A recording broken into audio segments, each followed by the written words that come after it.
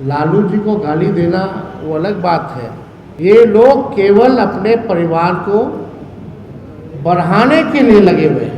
नमस्कार, सीमांचल की आवाज देख रहे हैं आप। मैं हूं आपके साथ ज्योति शुक्ला। बिहार की नई सरकार पर नेता प्रतिपक्ष तेजस्वी यादव ने जोरदार निशाना साधते हुए कहा कि अब बीजेपी और सहयोगियों को परिवारवाद पर बोलने का कोई अधिकार नहीं बचा है।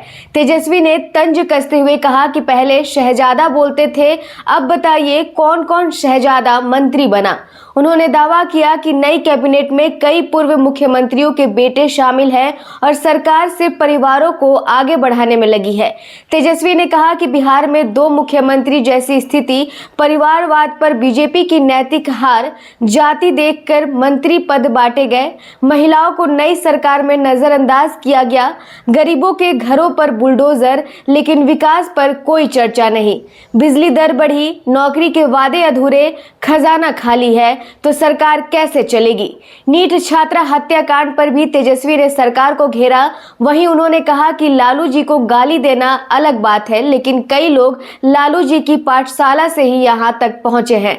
उन्होंने ये भी कहा कि आने वाले समय में दोनों डिप्टी सीएम के बच्चे भी राजनीति में आएंगे, इसलिए परिवारवाद पर भाषण देना अब बंद होना चाहिए। बहरहाल बिहार की राजनीति में ये बयान नया तूफान खड़ा कर सकता है। अब सवाल यह है कि अब बिहार में सचमुच परिवारवाद की नई सरकार बनी है या ये सिर्फ सियासी हमला है। लगभग 17 ऐसे मंत्री हैं जो परिवारवादी लोग हैं और 6 महीना ये लोग बर्बाद कर दिया। इसी 6 महीने में इतनी घटनाएं हुई हैं, चाहे लॉ एंड ऑर्डर का सिचुएशन गड़बड़ाया हो। आज बीपीएससी के टीआरई 4 के छात्रों पर जो है लाठीचार्ज की गई और 2-3 परीक्षा को रद्द किया गया जो होनी थी। यानी जनता की सुनवाई नहीं हो रही, ना कार्रवाई हो रही है अपराधियों पर।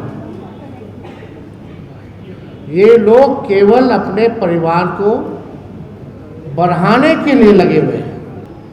अब हमको चिंता होती कि प्रधानमंत्री जी जो कुछ दिन पहले बोलते थे शहजादा, अब कौन सा शहजादा का नाम लेंगे हमारे प्रधानमंत्री? कौन है शहजादा? अब तो जानना चाहिए भाजपा के लोगों से कि प्रधानमंत्री जो परिवारवाद के जो आरोप जो लगाते थे,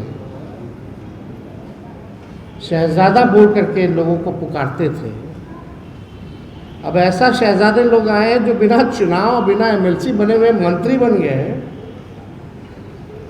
ये कौन से शहजादे हैं भाई? तो प्रधानमंत्री जी को कम से कम देखना चाहिए कि इनका बिहार में जो गठबंधन है, चाहे लोजपा हो, रालोसपा हो, हम हो, या इनकी अपनी पार्टी हो या जदयू हो, यही प्रमुख दल है भाजपा के, एनडीए के। बताओ कौन सा पार्टी में परिवारवाद है? लालू जी को गाली देना वो अलग बात है। अब बिना गाली दिए हुए लोग तो कुछ बन नहीं पाते। सब लोग लालू जी के पाठशाला से ज़्यादातर लोग जो है सरकार में हैं। 2 उप मुख्यमंत्री देखिएगा, एक मुख्यमंत्री जनता दल से आए, एक कांग्रेस से आए, और जो मुख्यमंत्री है वो लालू जी के पाठशाला से आए। लेकिन पाठशाला बहुत बुरा लगता है क्योंकि अभी मुख्यमंत्री रहना है। कई मंत्रालय लोग, कई आपने देखा होगा कि पार्टियां उन लोगों ने बदली, तो ओरिजिनल भाजपा का तो कोई है नहीं अगर देखा जाए तो। और मंत्रिमंडल के भी गठन में अगर देखा जाए तो 17-18 तो परिवार के लोग ही हैं। अब भगवान भरोसे जो है बिहार जो है चलेगा, खजाना खाली है।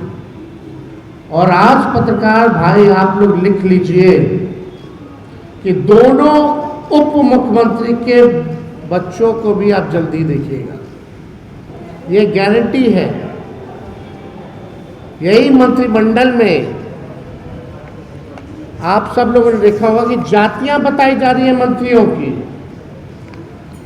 कौन क्या सामाजिक समीकरण है, कितना अच्छा संतुलन है। बताइए, जो विजय सिन्हा जी है, वरीयता के मामले में उनको कहाँ ढकेल दिया गया?